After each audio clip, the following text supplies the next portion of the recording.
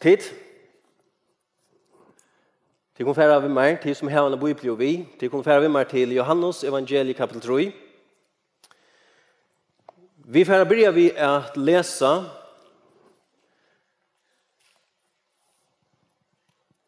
fyra vers.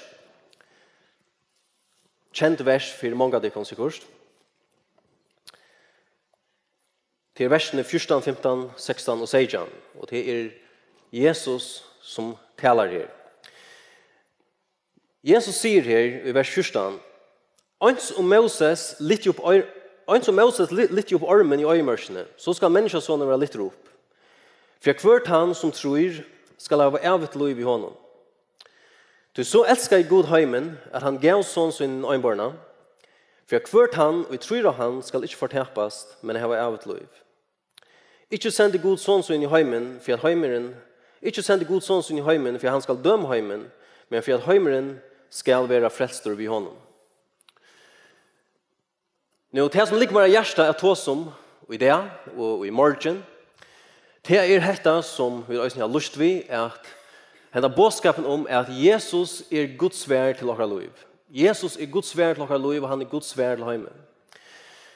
Jesus sier her i vers 16 her, Johannes 3,16, som så omettelig velkjent, og som kanskje det mest siteret av skriftsteget av øtlån i Bibelen. Her sier Jesus, til så elsker jeg god heimen at han gav. Nå, hvert gav god. God gav Jesus. God gav sånsøy. God elsker i heimen så høyt at han gav Jesus. Sagt du, Jesus Guds svær til dere liv. Jesus Guds svær til heimen der. Jesus Guds svær til nei som i heimen. Jesus Guds svær til lying som i heimen. Han Guds svær til Guds svær til hjertebrottene. Han Guds svær til hver brottene familie i heimen der. Han Guds svær til de mennesker som sitter i myskre. Han Guds svær til de mennesker som lekt bort fra hånden i synd. Jesus Guds svær til okkara liv. Han Guds svær til heimen. Nå, Gud sier ikke her i Johannes 3,16 at Gud elsker i heimen så høyt at han gav okkon 100 imiskar serføringer til å bjerge okkon og til å få okkara liv etter rettjød.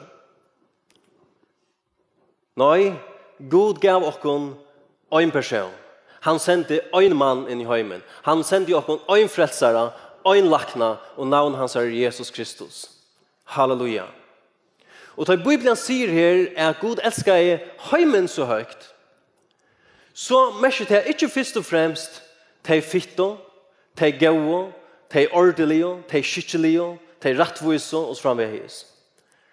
Nei, Gud står seg først og fremst om de menneskene som i myskre, de menneskene som lekt bort fra gode, de menneskene som syndere, de menneskene som har vreka god. Det de menneskene som Bibelen tar seg først og fremst om her, da han tar seg om heimen. Hese menneskene kom Jesus til. Hese menneskene kom Jesus til at frelsa, bjerga og gjeva et nytt liv til. Halleluja. Halleluja. Nå tar Jesus tåsar her, og i hesson versen her, så tåsar han om sin deia av krossen. Det han sier her i vers 14 at «Eins om Moses litt opp armen i øyemørsene, så skal mennesker sånn være litt opp».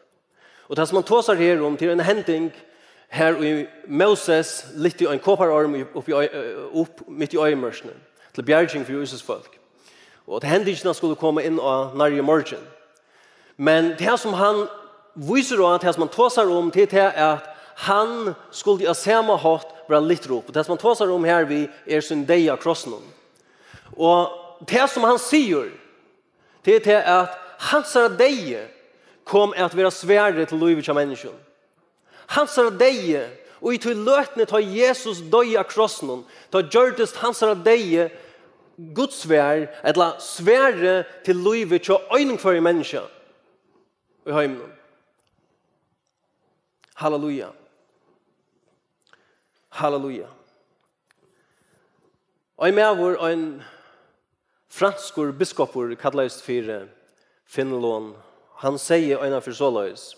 Läser citat av honom. Han säger sålös att allt det som tär fattast i tynon egna hjärsta.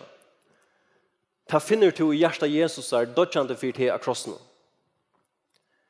Allt det som tär fattast i tynon egna hjärsta, ta finner du i hjärsta Jesus är dödjande för det av krossen. Jesus är Guds svärd till våra liv. Vi finner i Jesus det som vi manglar våra liv. Vi finner i Jesus det som våra hjärta råbar efter. Jesus kom att ge oss näka visen om dig. Jesus kom att ge oss frälse och han kommer att ge oss ävigt liv. Han kommer att ge oss dessa gáva som är ävigt liv. Och det är det som är färdig här att ta som det. Det som har limare hjärta att ta som. Det som har limare hjärta att sönas tyna.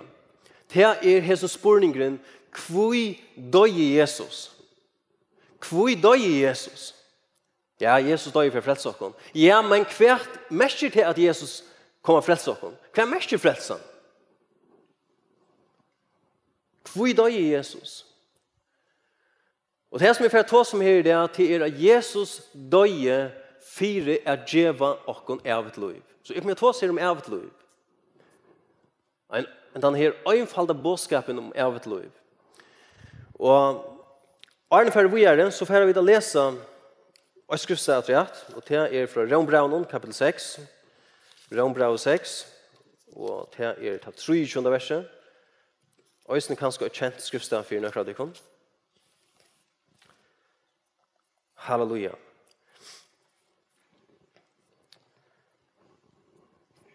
Så i jøkken henne bådskapen her, så kommer jeg til å ta noen sannlager fram som har vi hesa gaven at gjøre.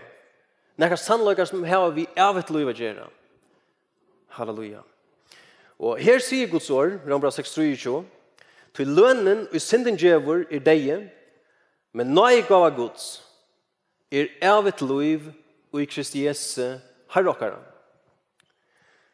Til lønnen og synden djevor er deg, men nøye gáva Guds er evigt liv og i Kristi Jesu herrokkere. Når Bibelen sier til at lønnen og synden djevor. Bibelen tåsar her om en løn, og Bibelen tåsar her om en gáva. Det som er en løn er noe som du har fortjent. Det som er en løn er noe som du har oppebåret. Det som man sier her til at vi finner av oss det som vi hadde oppebåret, ja. Vekken akkurat sinter kom deg inn i heimen. Vekken av sint kom deg inn i heimen. Vi finner deia, det har seg skillnad fra gode, som en oppebårna løn vekken akkurat sinter. Men lekker han at rett, men nøye gáva Guds er evigt liv i Kristi Jesu. Evigt liv er Guds gáva. Evigt liv er Guds gáva. Det er det aller første som jeg skal fortelle til her. Evigt liv er Guds gáva til tog. Det er en gáva fra Gud til tog av nøye. Det er en åpenbåren gáva til oss. Det er en gáva som du ikke kan arbeide til, en gáva som du ikke kan gjøre det fortjent til. Så er det en løn er noe som du gjør det fortjent til. En løn er noe som du har arbeidet til. Men en gáva er noe som du finner ikke. Det er noe som en annen har givet her. Og denne gávan, Bibelen sier ikke bare til at det er en gáva fra Gode, men det er en gáva av nøye fra Gode. Noe som vi ikke hadde oppebåret, men som han givet her. Halleluja. Og i Kristi Jesu. Men da må vel at sammenlukne vi et gavekost. Du kan få et gavekost fra omkron som er fra en avvisen handel. Men først er det en viner kommer hjem til tog og gjør det gavekost i en avvisen handel. Det eneste som du skal gjøre til å få til den handelen og gjøre dem, eller takke til vørene som ikke er, og gjøre dem gavekorset. Tu nøydes ikke gjelda for det. Gavan er langt golden. Han som gav deg gavekorset er langt golden for gavene, eller for vørene. Du skal ikke fortelle for det. Det eneste du skal gjøre til å ha gavekorset inn. Så er det evigt liv er Guds gava til tog. Og den gavan er langt golden fyre. Hon långt betalt fyre. Jesus hever tjekta gavna til tog. Jesus hever betalt vid sin egna dyra blåja krossnon fyre hesa gavna. Halleluja. Og evangeliet Guds som et gavkorset. Du kanst færa til færen i det. Om du ikke møter ikke så gav, så kanst du færa til færen i det. Vi som gavkorset.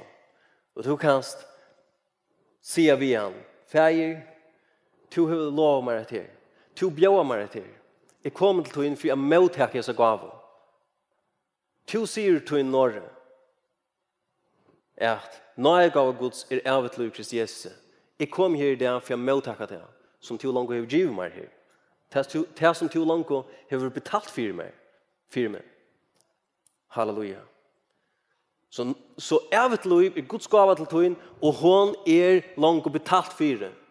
Det ikke noe som du skal arbeide for det, eller gjøre det fortjent til. Eller jeg heldur tjene gode for å få. Jesus hever langt betalt for det gavene. Fullt ut. Vi sin deia av krossen. Halleluja. Halleluja. Jeg kunne gå ferdig hjem nå og prysa gode. Halleluja. La oss ferdig til åpenberingsene. Den sørste kapitlen i åpenberingsene. Den sørste syene i Bibelen. Åpenberingen 22. Her et vers som virkelig hever inspirerer meg. Åpenberingen 22, og til vers 16, så det nesten det sørste verset i øyne i Bibelen. La oss lese vers 16 i øyne. Her i vers 16 sier Guds, Jesus, har sendt angelen min, vittne etter fyrtikken om samkomne. Rådskott og at Davids, hin bjørsta morgensjødene. Og så sier vers 16, anden og broren sier kom. Tann og i høyre sier kom. Tann og i tyster komme, og tann og i vil kvært. Tætje vatten løfsens for jøntje. Tann og i vil tætje vatten løfsens for jøntje. Nå, jeg skal komme inn på det her om jeg har lyst til å løte, men vatten løfsens, da Bibelen tåser om vatten løfsens, så det til menkan, eller kanskje fyra mesta om ævigt liv. Jeg vil jo ofte tåse Bibelen om ævigt liv, til å tåse om vatten løfsens. Og Bibelen tåser her om at han og vil, han kan komme og teka vatten løfsens fyrjøntje. Men kan, så det kanskje vi gjør så tors først, og så eller så kanskje innviklet for mennesker, så torskilt for mennesker, hvordan de kunne være frelst, hvordan de kunne komme med og takke Jesus Kristus. Men evangeliet så einfalt. Tann og vil komme og takke vatten løfsens fyrjøntje. Så at henne gavan hun fri av mottakken. Som sier Jesus hever langt gold for disse gavene. Jesus hever langt betalt for disse gavene. Han betalte vi sin blå for disse gavene. Hon ikke billig. Hon kostar Jesus sitt liv. Det kostar Jesus sitt liv at kjøpe åkne disse gavene. Men hon fri for det. Også til hvert menneske det at mottakken. Tann og vil komme. Og det som så kan spre seg, det hva det så ikke flere, eller hva det så kanskje ikke flere folk som kommer og tar seg gavene. Tann og vil komme. Men vil jeg folk sjå av et liv? Jo, så det trobløsene ikke til at folk ikke vil av et liv. Til aller fleste folk vil jeg slippe livet i alle ræver. De aller fleste folk ikke at livet til alle tøyer. Les du om avviser halvutstjøtner, så gjør det bare årst og annet for at livet alle ræver. Som et hos som har fristet seg nyer og først og svinner. Som er røyne gjør av oss andre ting for å kunne komme livet i alle ræver. Så her står Bibelen sier her, tann og vil komme og teke vattenløsens fjørtje. Trobeløyken til mange mennesker ikke til at de ikke vil ha evigt liv. Trobeløyken til mange mennesker til at de vilja ikke komme av tannhått som Bibelen ber de komme. Trobeløyken til mange mennesker til at de vil ikke komme til tann som hever evigt liv av djevatøymen, som Jesus Kristus. Vi har et døme fra Johannes evangelium, det kunne vi sli opp, og det Johannes evangelium kapitel 5. Her stender ta tås av Jesus vid når jøder. Og han sier i Johannes evangelium kapitel 5, og det er så midt i en samrøve, og han sier i vers 39, her sier han, 39 og 4, her sier han, tid rannsaka skriftene, tog tid hugsa at tid hava evigt liv i tøymon, og til ter vi vittno med, og til mun vilja tid ikke koma, og til mun vilja tid ikke koma, så tid kunne få liv. Så tid kunne få liv. Så at Jesus ikke sier djeva tøymen liv. Jesus ikke sier djeva tøymen evigt liv. Men tøyr vil du ikke komme til hans herre. Hvor? Tøyr hugsa av hva skal vi ha evigt liv i hesson skriften. Og så er det til mennesker i det som hugsa det samme. Mennesker hugsa hva skal vi ha evigt liv i hesson religionen i tjokken. Vi har evigt liv og i hesson tradisjonen og hesson synen som vi har enda kristendommen. Vi har evigt liv og i ødelen de gode verskene som vi gjør, de kristne synen, tradisjonen som vi halter. Det er mennesker som halter til i det. Men Jesus sier vårt kvært, at det er djevetikken ikke evigt liv. Så er det først til at halda kristne sier, først til at halda kristne sier, etla at gjera avvisar religiøsa gjerningar, gjer til at du først evigt liv. Og Jesus sier, og i heldur skriften, Bibelen, og i seg sjølven, til Jesus Kristus, som gjør evigt liv. Til han som mennesker må komme til for å få liv. Men hun ber sier, tann og vil han komme, og til ikke vattenløsens for jønske. Halleluja. Halleluja. Jesus sier i Johannes kapitel 6, vers 6 og 30, han sier, tann og tister, omnekker tister, han kom til min og drekker. Og i Johannes kapitel 4, vers 14, her sier Jesus, tann og drekker av vattnet og er djev i hånden, skal ikke tista og alle rævir. Og i Johannes kapitel 6, vers 35, her sier Jesus, tann og tror av meg, skal aldri tista. Så at Jesus hever dette her livande vattnet av mennesken. Jesus hever dette her evige livet av mennesken, som stidlar tostan og tar innvorts mennesken.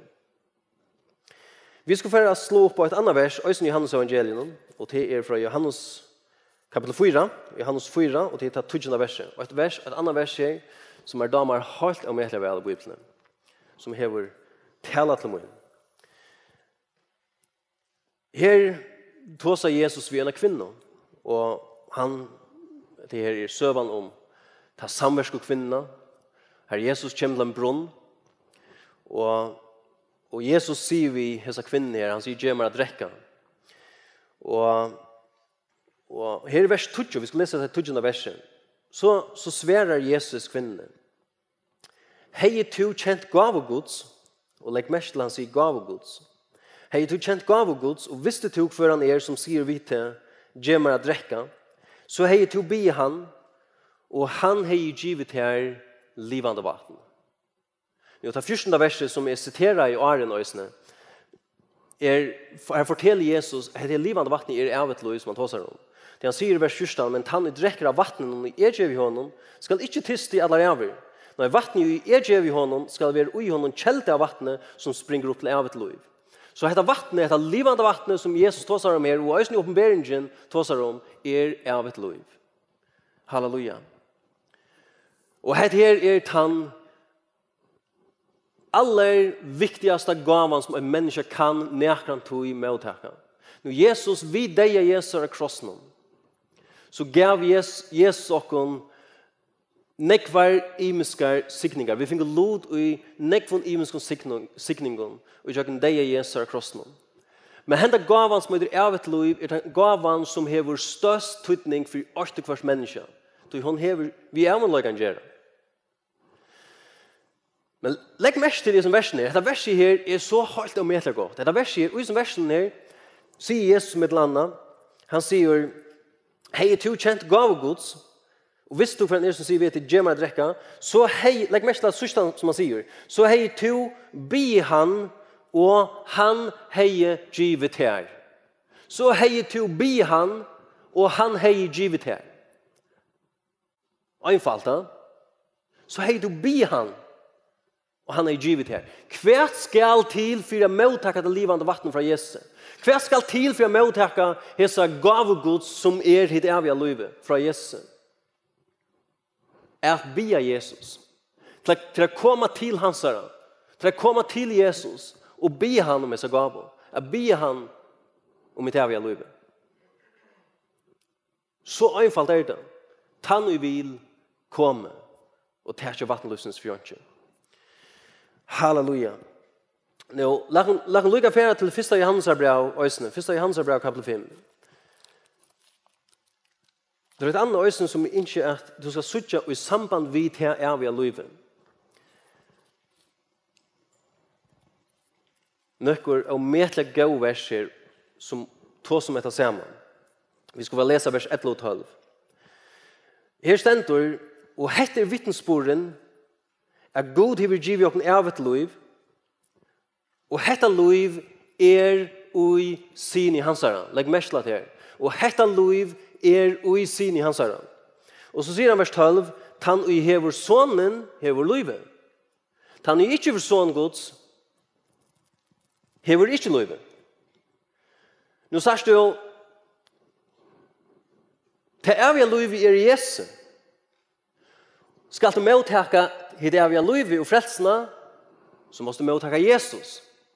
Og så er det jo, det er han trobelagen som folk hava, det er at det er ikke at livet er evig, men det er ikke Jesus. Skal du mottaka frelsene og evigt liv, så nøys du komme til hans herre, som hitt evige liv. Bibelen sier til at Jesus hitt evige liv.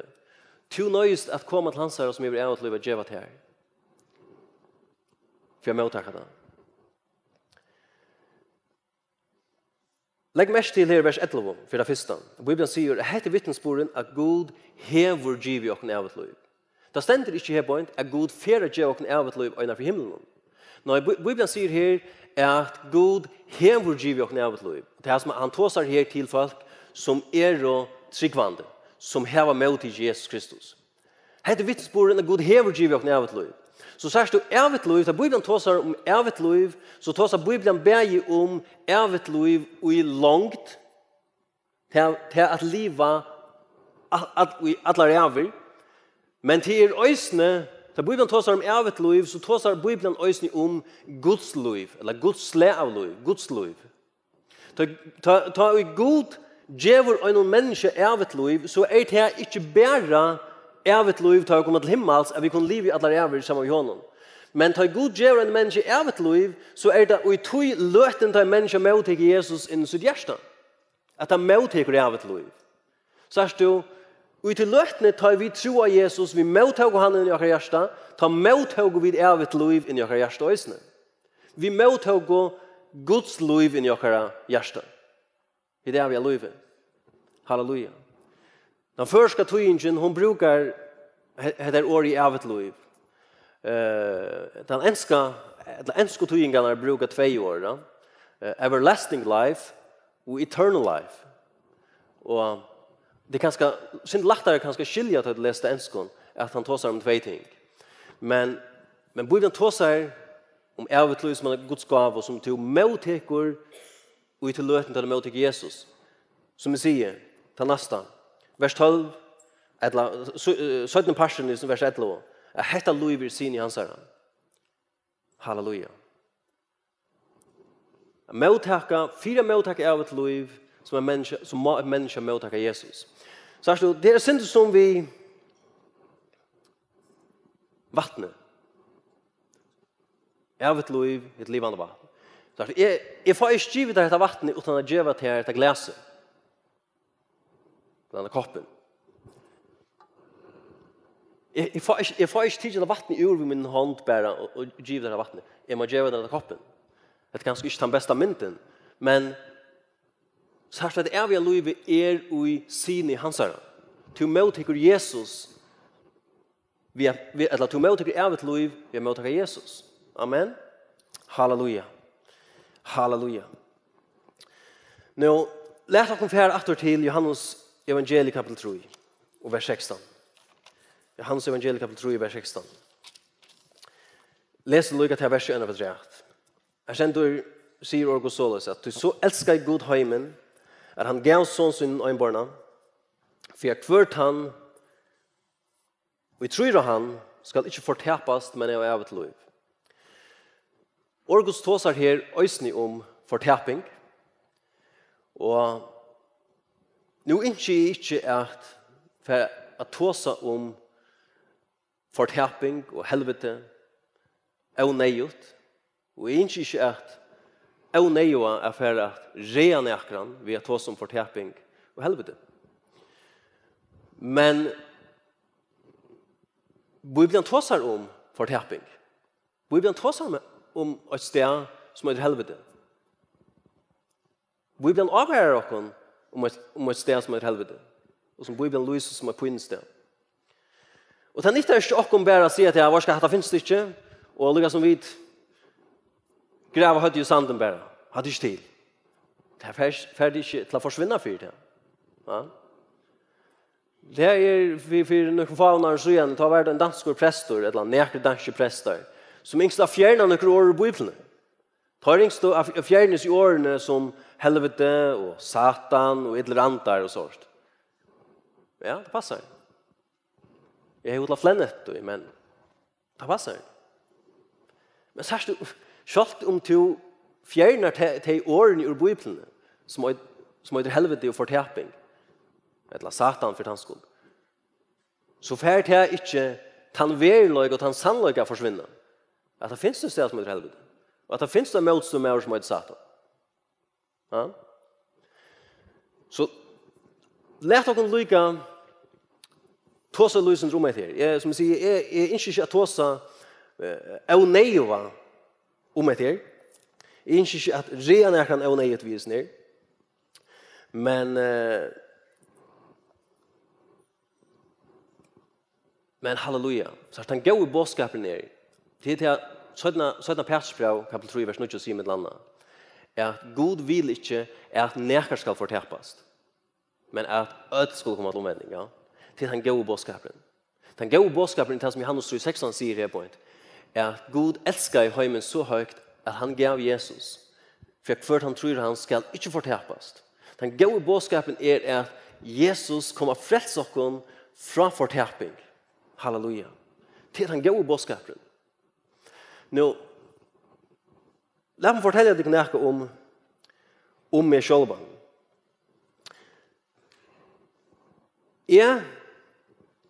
Da jeg mottog Jesus Kristus, så mottog jeg ikke Jesus først og fremst til at jeg elsker ham. Jeg mottog ikke Jesus til at jeg elsker Gud. Jeg mottog heller ikke Jesus og frelsene til at jeg endelig ville slippe til himmel.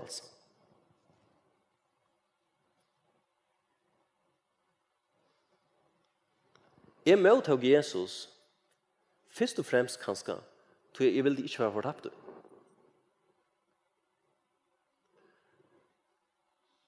Men jeg kan si jo det at jeg elsker Jesus. Jeg kan si det at jeg elsker min Gud. Men da jeg mottog Jesus, så mottog jeg han til jeg ville ikke være fortapt. Så er det Bibelen sier til at Gud sendte Jesus til å frelse oss fra fortaping. Halleluja. Nå, jeg husker meg alltid til et vers her på, Johannes 3,16. La oss lukke hidget til, bare lysen nærmere. Bibelen sier her, til så elsker Gud heimen, at han gav sånn sin øynbarna, for at hver tann og i tror av han. Nå er det ikke godt at han stender kvørt han og tror han.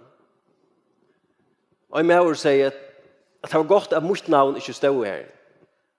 Hvor?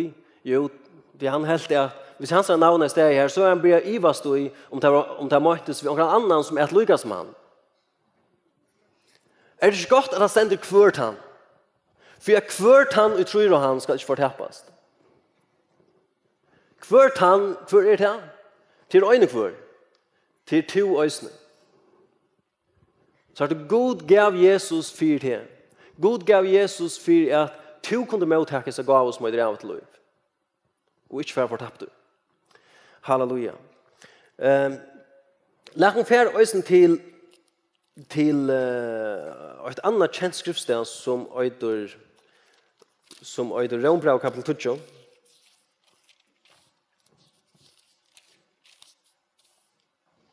Halleluja.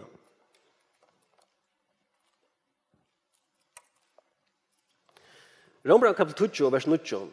Her sier Orgosøys at du omtog vi munnen og gjørta Jesus som Herre, og trus du hjertan er god røsten opp fra en deg, og så skal du være frelst du. Nå tar jeg mottog Jesus, så kjente jeg nesten bare Johannes 16, som jeg leser fram noen. At så elsker jeg god heimen, han gav sånn sin nøgnbarna, og så var jeg her. Det var nesten det øyneste skriftstedet som jeg kjente da jeg mottog Jesus. Men jeg handlet på det verset. Jeg handlet på det verset, og mottog Jesus. Tror jeg han. Og Johannes 3:16 var nok til å frelse meg. Og til nok til å frelse til øysene. Til nok til å frelse alt hvert menneske. Halleluja. Nå, jeg spurte meg selv, jeg har hørt påskatten med Jesus. Og jeg, må si, einfalt spurte meg selv, Ólavur, trus du av Jesus? Johannes 3:16 sier at hvert han utrur han skal ikke fortappes meg av lov. Jeg spurte meg selv, Ólavur, trus du av Jesus? Og jeg tog en avgjør her og jeg sier, ja, jeg trykker av Jesus.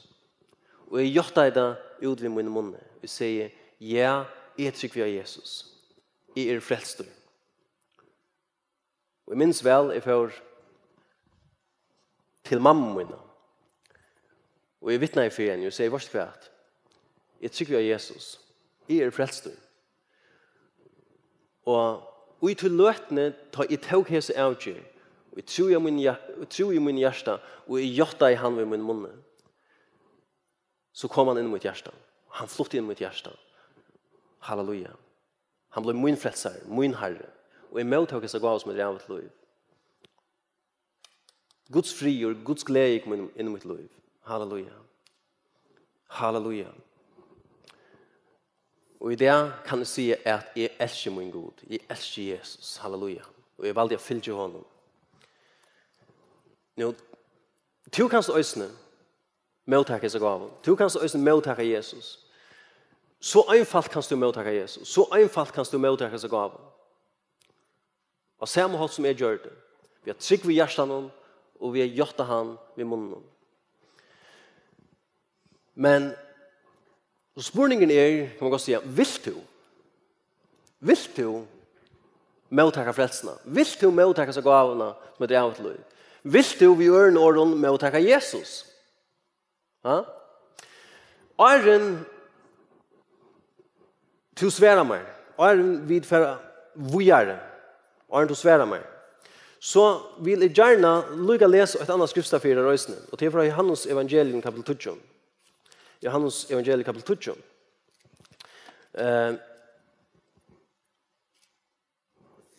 Her sier Jesus, her så kjente versen i øysene, her sier han, seier min, høyre rødt mine, et vers 20, 28 og 20. Her sier han, seier min, høyre rødt mine, jeg kjenner han, og han fylger meg, og jeg gjev i honom av et liv. Han skal aldri atler av fortapast, og ungen skal ryva han ur hånd mine. Fæger min som utgiver meg han er større enn ødel, og ungen kan ryva nekker han fæger min. Nå, frelsan og evet liv er ikke øynast et etgangmerke til himmelen. Det er ikke et etgangmerke Her to kan se så, var skal jeg få inn et her som er frelsene, jeg slipper himmels, og så kan jeg bare leve og late som jeg vil, resten av livet. Nei. Sagt du, som jeg sier, tar du mottekker seg frelse, så mottekker du Herren Jesus. Amen. Det som Jesus sier her, det er han sier seier min, og legg mest til han sier seier min. Det sier ikke Jesus. Seier min, har rødt mina, jeg kjenner han, og han fylger meg.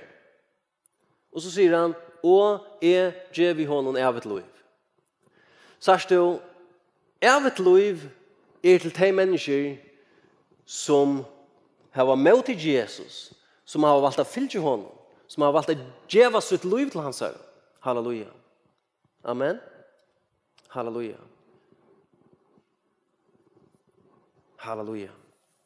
Men det begynner vi hesten her til at du motteker Jesus inn til hjertet. Du gjør til hjertet til hans herre. Og du begynner å fylge honom. Halleluja. Men det som bare vil vi hesten her til at du kan ikke manipulere ved gode. Du kan ikke lumpa god. Vi har funnet billett lemmas og så liv og lata som du vil. Halleluja. Du måste mottaka Jesus Kristus. Og det som Rombrau sier, om du i munnen gjottar Jesus som Herre, og trus til hjertan av god røstan fra deg, så skal du være frelst. Så til at mottaka Jesus å gjotta han som Herre i sin tunne livet. Halleluja. Vi skulle fære at enda. Jeg fære lykke at fære ivraktor søgnas til Johannes kapitel 3, vers 16. Og det som alltid så høyt og metelig godt, det du kan handla på hese versen her. Du kan handla på Johannes 3, 16. Du kan handla på Rombrau kapitel 20, vers 9. Du kan handla på hese versen som jeg har lyst for der. Du kan handla på dette året som sier at hvert han tror av Jesus skal ikke fortapes, men av et liv. Du kan handla på dette året som sier at om du vil munnen og gjøtter Jesus som Herre, og tror du hjertan av god røstan fra deg, så skal du være frelst. Og legg mest til hese årene her.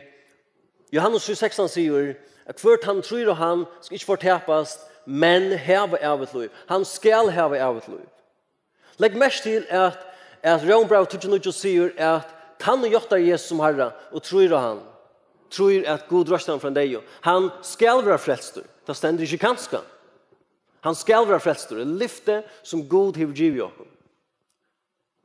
Om du motteker Jesus, om du motteker han inn til hjertet, om du tror han og du gjøtter han vid denne munnen, så verer du frelst. Så motteker du hese gáva som har drevet liv.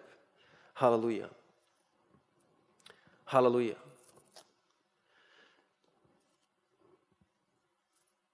Jeg har fortalt deg her en par av mine vittnesbord om ta evig frelster. Om hvordan jeg tog en avgjør for Jesus. Hvordan jeg sier jeg trykker av Jesus. Og jeg gjør han ved mine munne. Halleluja. Og jeg tog i løten ble frelster. Du kan handle på hans i årene her. Og jeg gjør noen en av bønene med til annet. Vi kunne be en av bønene sammen. Og så kan du handle på hans versene her. Du kan handle på hans versene vi at, som jeg sier, vi er trygg ved hjertet og si at han vid henne munne. Gjort at han vid henne munne. Men du kan også handle på at vi er trygg ved hjertet og be det ut ur henne munne. Du kan si det på samme måte og gjøre noen bøn. Halleluja. Men det som er viktig, det som er den største tydningen for det, du gjør det her, det du handler på det, at du mener det. Til det at du gjør det av hjertet. Halleluja.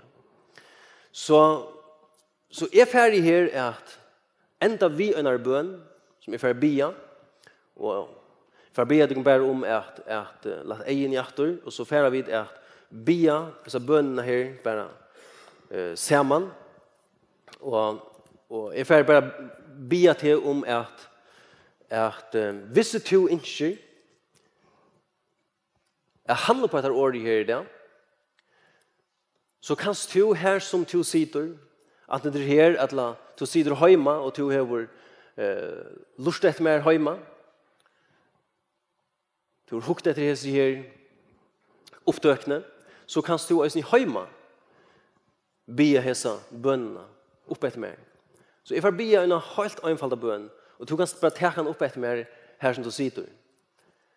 Du kan be noe spekliga, men be noe så mye harst at du hører det själva. Ta det be og be henne av til hjärsta.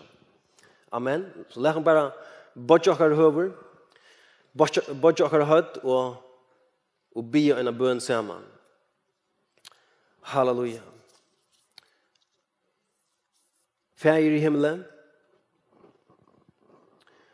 Så du kan be en bønn her, du kan bare kanskje du ikke ser her nærkant til fyr, men du kan be en bønn her, du kan steka hese bønnene setning for setning opp etter meg. Her, da jeg sier fægir i himmelen, så kan du si fægir i himmelen. Da jeg sier i akkadel til, så kan du si i akkadel til. Men som sier, du nøys ikke be en øyelig harst, du kan bare be en så mye harst at du hører det sjølvan, til at det sjølva her du sier, ok? Halleluja. Fægir i himmelen. I akkadel til i det, og i navnet Herrens Jesus er. Jeg bid om å frelsa meg i hese løten. Jeg trykker at Jesus døy for mine synder. Og jeg trykker at Jesus røys opp at fra de deg og øsne. Herre Jesus, og i hese løtene møt her til innom mitt hjerte. Jesus, jeg bid til, gjev meg av et liv. Frels meg og rensa meg fra alle synd. Herre Jesus, takk for at du døy for meg. Takk for at du kommet inn i mitt hjerte byggva nå. Og takk for at jeg har med til disse gáva som frelsa og som evigt liv ut her. Herre Jesus, jeg vil fylle til her for hesten det jeg er. Og jeg vil leva for det her. Og i Jesu navn. Amen. Halleluja. Nå om du hever bi hans bønnene for første fer, etter meg, så vil jeg oppmuntre deg til at sia harst for deg selv. Jeg trykker via Jesus. Jeg frelst, eller frelst. Halleluja. Halleluja. Hvor kan du si at her? Jo, det Bibelen sier til. Bibelen sier til at han som gjør Jesus som Herre ved munnen, og tror hjertan er god røst for deg, han skal være frelstur. Tog kan du harst og vi myndeløyga sier, jeg trykker via Jesus, jeg frelstur. Halleluja. Amen. Halleluja. Nå, jeg har dølt vi tikkene her i dag, kanskje at han mest einfalda bådskapen i Bibelen om frelse, om evigt liv. Yngst jeg byrja vi hesson. Og hesa på 2 dager her, som vi har her i vikskiften.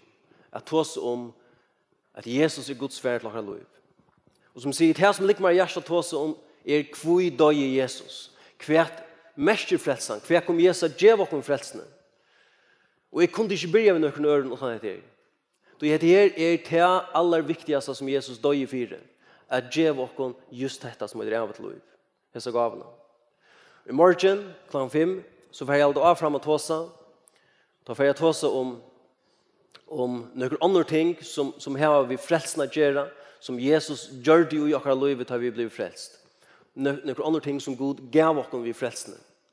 Og ta dit, sjåan de ødel, hjertelig velkommen natur.